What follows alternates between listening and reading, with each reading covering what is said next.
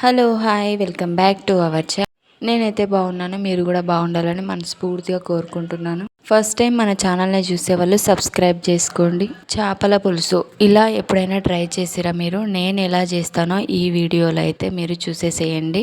ప్రాసెస్లోకి అయితే వెళ్ళిపోదాం. ఫస్ట్ అయితే ఫ్రెష్గా దంచి పెట్టుకున్న అల్లం వెల్లుల్లి పేస్ట్, కరివేపాకు, పసుపు, కారం, రుచికి సరిపడా సాల్ట్, గరం మసాలా. మనం తీసుకున్న క్వాంటిటీని బట్టి వాటిని కొలతల్లో తీసుకోవాలి, వాటికి సరిపడా తీసుకోవాలి. ఫస్ట్ అయితే ఆనియన్స్ కట్ చేసుకొని అయితే సైడ్కి పెట్టుకోవాలి.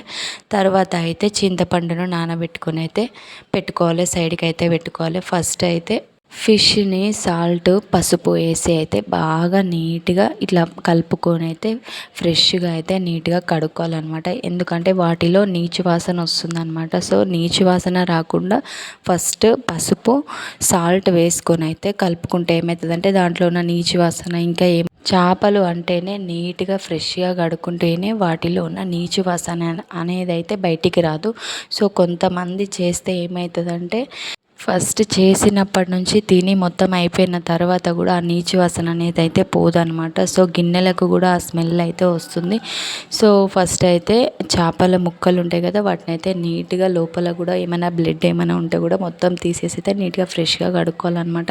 ఇలా మనం కొంచెం కర్రీకి అయితే ఇట్లా కొంచెం మందంగా ఉండేవి తీసుకుంటేనే చాలా టేస్టీగా ఉంటుంది. కర్రీ తినేటప్పుడు కూడా మనకు చాలా రుచిగా అనిపిస్తుంది అనమాట. ఫస్ట్ అయితే మనము కారము అన్ని ఐటమ్స్ అన్నీ వేసుకొని అయితే కలిపి పెట్టుకోవాలి. అది ఎలా కలపాలో ప్రాసెస్ అయితే చూపిస్తానమాట. సో ఫస్ట్ నేనైతే కారం వేసుకుంటున్నాను. ఇవి 2 kg ఫిష్ అనమాట. సో అది చాలా లావు ఉన్నందుకు తక్కువ కనిపిస్తున్నాయి అవి, కానీ 2 kg ఉంది ఇది. సో దానికి సరిపడా కారం అయితే నేనైతే వేసుకున్నాను. తర్వాత అయితే పసుపు వేసుకున్నాను. పసుపు కూడా మనము అంటే లైట్గా వేసుకుంటే ఏమవుతుందంటే అది కర్రీ అనేది కూడా వైట్గా కనిపిస్తుంటుంది అనమాట. సో కొంచెం ఎక్కువ వేసుకుంటేనే బాగుంటుంది, ఆ ముక్కలకు అనేది అయితే పడుతుంది. సో ఫ్రెష్గా దంచుకున్న అల్లం వెల్లుల్లి పేస్ట్ కూడా వేసుకోవాలి. అది కూడా కొంచెం ఎక్కువ వేసుకుంటేనే నీచు వాసన అనేది అయితే రాదు. సో నెక్స్ట్ అయితే సాల్ట్ అయితే రుచికి సరిపడా అయితే వేసుకొని గరం మసాలా కూడా వేసుకొని అయితే బాగా కలిపి అంటే ఆ ముక్కలకు అనేది పట్టించి బాగా పట్టాలన్నమాట. సో పట్టకపోతే ఏమవుతుందంటే మనము అంటే వంట చేసుకునేటప్పుడు ఏమవుతుందంటే ఆయిల్ ముక్కకున్న కారం అనేది అయితే బయటికి వెళ్ళిపోతుంది అనమాట. సో అప్పుడు మనం కలుపుకునేటప్పుడే బాగా నీట్గా కలుపుకుంటే ఏమవుతుందంటే ముక్కకు కారం అనేది బాగా పట్టుతుంది అనమాట.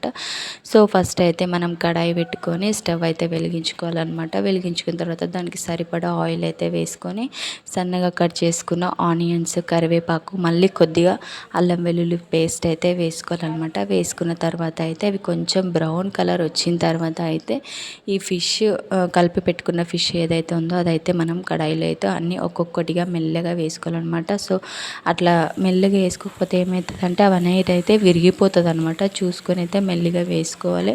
వేసుకున్న తర్వాత అయితే అసలు కదపకూడదు అనమాట, ఎందుకంటే అవి అనేది విరిగిపోతాయి, పీసెస్గా అయిపోతాయి అనమాట. అయితే మనం ఫస్ట్ అయితే చింతపండు అయితే నానబెట్టుకొని పెట్టుకుంటాం కదా, అది కొంచెం మెత్తబడిన తర్వాత దాంట్లో నుంచి అయితే చింతపండు రసాన్ని అయితే తీసి ఫస్ట్ అయితే వేసుకోవాలన్నమాట. వేసుకున్న తర్వాత అయితే దానికి సరిపడా ఇంకా చింతపండులో వాటర్ అయితే ఇంకా పోసుకొని అయితే మనము చేపలలో అయితే వేసుకొని మెల్లగా ఇలా వాటిని గట్టిగా కదిలించకుండా మెల్లగా అయితే ఇట్లా అక్కడిక్కడ అనాలన్నమాట.